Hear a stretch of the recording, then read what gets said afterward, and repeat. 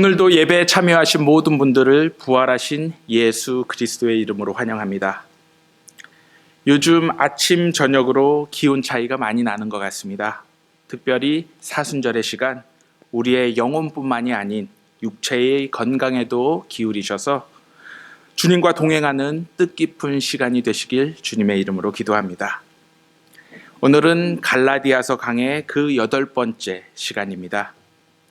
지난주 우리는 율법보다 하나님의 약속을 믿는 믿음의 중요성을 강조하는 사도 바울의 말씀을 보았습니다. 즉 사도 바울은 한 사람이 작성한 유언장을 이후 다른 사람들이 무효로 하거나 혹은 임의적으로 고칠 수 없는 것과 마찬가지로 아브라함을 통해 오직 예수 그리스도에게 약속된 하나님의 축복이 430년 후에 주어진 율법에 영향을 받을 수 없음을 강조하였습니다. 한마디로 바울에게 있어서 율법은 하나님의 약속들보다 나중의 것들로서 그것은 하나님의 약속을 믿고 살아가는 사람들이 하나님이 원하시는 것과 원하시지 않는 것을 구분하여 살아가는 기준을 제시하는 것이었습니다. 즉 율법이 그리스도를 믿는 믿음을 통해 상속되는 하나님의 약속에 영향을 줄 수는 없지만 하나님 앞에서 우리가 죄인이며 끊임없이 하나님의 은혜를 간구하며 살아가야 하는 자들임을 깨닫게 한다라는 사실입니다. 하지만 이러한 율법의 기능은 오직 예수님이 오시기 전까지만 유효했습니다. 이제 예수님이 오심으로 이러한 불완전한 율법은 사랑의 법으로 바뀌어 온전히 완성되었음을 우리는 지난 시간 보았습니다. 오늘 우리에게 주신 갈라디아서 3장 23절에서 29절의 말씀에서도 바울은 다시 한번 임의적인 율법의 기능을 설명하며 예수 그리스도를 통하여 주어진 하나님의 약속으로 우리 모두가 하나님의 자녀가 되어 유업을 이어가야 함을 말씀하고 있습니다. 일반적으로 법이 생긴 이유는 여러 가지 이론이 있습니다. 그중 하나가 사회에 규칙이 없어서 서로 간에 혼란해지고 분쟁과 분란이 일어나게 되어 비로소 법이 생겨나게 되었다라는 추론으로 이러한 법 위에 국가가 탄생했다라는 사회 계약론이 가장 보편적으로 받아들여지고 있습니다.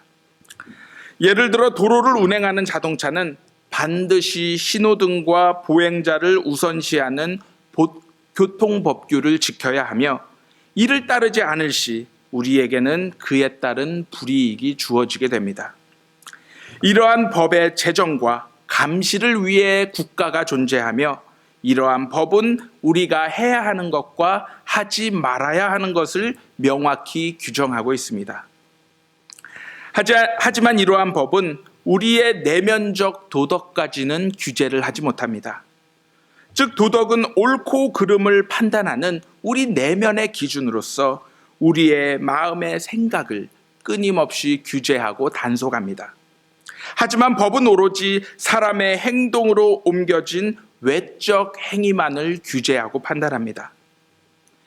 이스라엘 백성들에게 주어진 율법은 법과 도덕을 같이 포함하는 것으로서 법으로는 처벌할 수 없는 도덕적 영역인 마음속으로 저지른 죄 또한 하나님 앞에서 명백한 죄임을 선언하고 있습니다. 물론 이러한 율법은 처음 이스라엘 백성들을 억누르고 그들의 삶을 고되고 힘들게 하고자 하는 목적이 아니었습니다. 처음 법률의 의도는 그들의 삶 속에서 구체적으로 하나님을 사랑하는 방법들을 알려주는 것이었습니다. 즉 하나님을 사랑하고 그의 백성된 사람들은 하나님이 원하시고 바라시며 기뻐하시는 일들을 매 순간 행하며 따르길 원했던 것입니다. 왜냐하면 이것이 이들을 애굽에서 구원해 주신 하나님을 사랑하는 방법이라 믿었기 때문입니다. 하나님을 사랑하는 마음 속에서 이들에게 주어진 율법은 그야말로 기쁨이었습니다. 마치 우리가 좋아하는 연인이 생기면 그 상대방을 위해 그가 원하는 것이 무엇인지 알아내어 그것을 들어주고 싶은 마음이 자연스럽게 생기는 것을 보게 됩니다. 그렇게 하는 것은 억지로 지키고 따라야만 하는 고난과 고통이 아닌 오롯이 사랑하는 사람을 위한 기쁨이 되어 돌아옵니다. 이러한 일을 행하는 것은 결코 힘들거나 어렵지 않습니다. 지치지도 않습니다. 이와 마찬가지로 하나님을 사랑하는 사람들이 하나님이 원하시는 것을 따라가고 행하는 것은 어려움과 고통이 아닌 그들의 삶에서 기쁨 그 자체였던 것입니다. 하지만 시간이 지나며 이들의 마음속에는 하나님을 사랑하는 마음이 점점 식어가기 시작했습니다. 하나님보다 자신들을 더욱 사랑하기 시작했습니다. 하나님을 사랑하고 이웃을 내 몸같이 사랑하라는 말씀보다 자신의 이익과 유익을 구하는 탐심을 더욱 따르기 시작했던 것입니다. 이러한 이들에게 율법은 하나님을 사랑하는 표현과 방법이 아닌 그들의 삶을 조이고 얽매는 사슬과 같은 존재로 다가오기 시작했습니다. 바로 그 중심에 하나님을 사랑하는 마음이 사라진 율법의 모든 행동들은 그들의 삶을 위선과 가식으로 점점 바꾸어 갔던 것입니다. 이러한 모습을 사도 바울은 율법 아래 매인 것 혹은 율법 아래 갇힌 것이라 오늘 본문에서 말씀하고 있습니다. 하지만 예수님께서는 아브라함에게 주어진 하나님의 약속을 온전히 따르고 이루신 분으로서 이러한 율법의 지배로부터 우리 모두를 온전히 자유케 하고 계시는 분임을 선포하고 있습니다. 이어지는 말씀에서 사도 바울은 율법은 우리를 자유케 하시는 예수 그리스도께로 인도하는 초등교사로 설명합니다. 예나 지금이나 마찬가지로 초등교사는 어린아이들을 책임지고 지도하는 사람으로서 공부를 시키고 때로는 옳고 그름을 가르쳐 미성년 시기 동안 이들이 온전히 성인으로 자라게 도와주는 사람들입니다. 바로 율법은 죄에 빠져 성숙하지 못한 우리가 올바른 하나님의 뜻과 방향에서 벗어나지 않도록 지키고 인도하는 역할을 했던 것입니다. 하지만 초등교사가 어린 학생들의 올바른 성장을 위해 일시적인 역할을 했던 것과 같이 율법 역시 예수 그리스도가 오실 때까지 우리를 보호하고 감시하는 일시적인 역할만 했던 것입니다. 이제 율법의 끝이요 완성이신 예수님이 이 땅에 오심으로써 모든 사람들은 율법에서 벗어나 예수 그리스도를 믿는 믿음을 통해 의롭게 되는 새로운 길이 열리게 되었던 것입니다. 바로 우리 모두는 그리스도 예수 안에 있는 새로운 사랑의 법을 통해 율법과 죄로부터 완전히 해방된 것입니다. 즉 우리의 모든 죄는 죄 없으신 예수님과의 거룩한 교환을 통해 십자가 위에서 모두 사해졌으며 이제는 예수님이 새롭게 열어놓으신 믿음의 길을 통해 하나님의 자녀가 되는 권세를 얻게 된 것입니다. 이러한 믿음 또한 우리의 힘과 공로로 행한 것이 전혀 없이 오직 예수님 안에 거한 우리 모두에게 성령의 선물로 값없이 주어지게 되었습니다. 물론 예수님이 오시기 전에도 믿음은 있었습니다. 하지만 그 믿음은 아직 실현되지 않는 하나님의 약속들에 대한 것이었습니다. 하지만 예수님이 오신 후 성령에 의해 허락된 믿음은 예수님 안에서 이루어지고 성취된 하나님의 약속들에 대한 것이었습니다. 즉 아브라함의 믿음은 하나님의 약속의 실현을 예상한 믿음이었지만 예수님이 오신 그 이후에는 그 모든 하나님의 약속들이 예수 그리스도 안에서 이미 완성되고 실현된 믿음인 것입니다.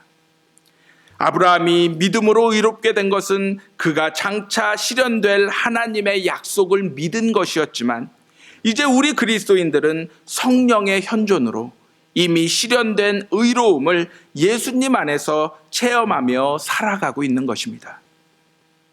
이제 모든 하나님의 약속들을 이루신 예수님 안에서 모든 그리스도인들은 한 하나님의 자녀가 되었습니다. 즉 이러한 신분의 변화는 마치 주인과 종의 관계에서 부모와 자녀의 관계로 바뀐 것으로서 모든 믿음의 사람들은 예수 그리스도를 통해 하나님과 새로운 관계 속으로 들어가게 됨을 선언하고 있는 것입니다.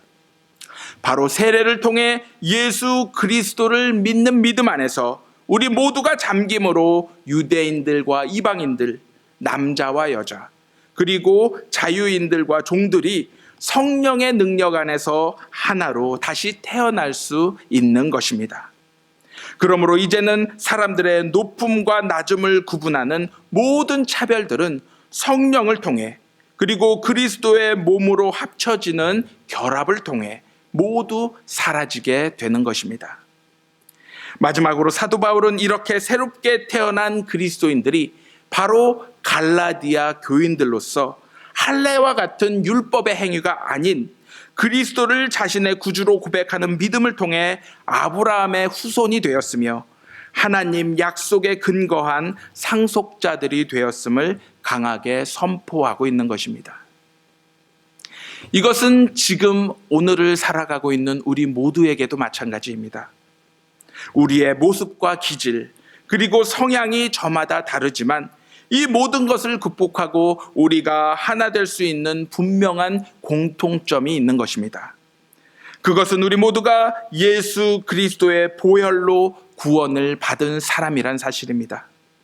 그리스도 안에 있으면 우리가 곧 아브라함의 자손이요 하나님의 약속을 따라 하나님께서 주시는 유업을 장차 이을 사람이란 사실인 것입니다. 또한 오늘 말씀을 통해 우리가 분명히 발견하게 되는 사실이 한 가지 더 있습니다. 우리가 신앙생활을 함에 있어 가장 중요하게 여겨야 할 사실은 예수 그리스도를 믿는 믿음 안에서 하나님이 성령을 통해 선물로 주시는 믿음을 가장 먼저 가져야 한다라는 사실입니다. 하나님은 믿음 없는 사람들을 결코 인정하지 않으십니다. 아무리 교회를 오래 다니고 봉사를 열심히 하더라도 방황하고 흔들리는 사람들은 하나님께서 절대로 인정하시지 않는다라는 사실입니다. 이렇게 하나님께 인정받지 못한 사람들은 또한 하나님께 쓰임받지 못함을 기억하시기 바랍니다. 성경에 나오는 노아, 아브라함, 모세, 그리고 그 밖의 모든 믿음의 조상들은 먼저 그들의 믿음을 하나님 앞에서 시험받았으며 하나님께 인정을 받았습니다. 그 후 이러한 믿음을 바탕으로 하나님은 이들에게 자신의 거룩한 사명을 부여하셨습니다. 오늘 이 시간 우리의 믿음을 다시 한번 말씀을 통해 돌아보시길 원합니다. 왜 하나님이 우리를 그리고 우리 교회를 사용하시지 않느냐라고 불평과 절망하기에 앞서 우리가 과연 하나님께 인정받는 믿음을 소유한 사람들인지 그리고 그 믿음대로 살아가는 사람들인지 진지하게 살펴보시기 바랍니다. 혹시 우리의 믿음이 예수님이 오시기 전 가지고 있었던 하나님의 약속을 오직 기다리는 믿음이었다라면 지금 이 시간 이미 오신 예수님을 통해 하나님의 모든 약속이 이루어진 믿음을 가지고 살아가는 인생이 되시길 주님의 이름으로 기도합니다. 그리하여 다시금 예수 그리스도를 믿는 믿음을 통해 우리 모두가 하나님의 자녀가 되어 하나님이 주신 꿈과 비전 그리고 기대를 기쁨으로 누리며 매 순간 살아가시는 저와 여러분들이 되시길 예수 그리스도의 이름으로 간절히 기도합니다.